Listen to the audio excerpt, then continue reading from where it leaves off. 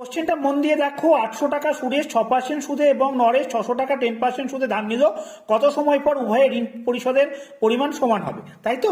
এটাই তো বলেছে। দেখো, I = PRT/100, এটা হচ্ছে ফর্মুলা, PRT/100, PRT/100। এবার দেখো, ঋণ শোধ করা মানে কি? সুদে আসলে শোধ করা, এটা আসল, এটা সুদ, এটা আসল, এটা সুদ, তাই তো?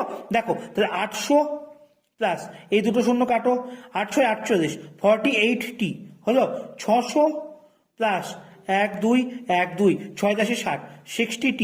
আচ্ছা, এদিকে নিয়ে এসো, ওদিকে নিয়ে যাও, 800 থেকে 600 বিয়োগ করো, 800 মাইনাস 600, 60T মাইনাস 48T।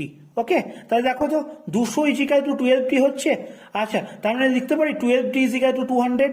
আচ্ছা, T = 200/12, 4 দিয়ে কাটো, 50/3, মানে 16 × 2 = 3 বছর পর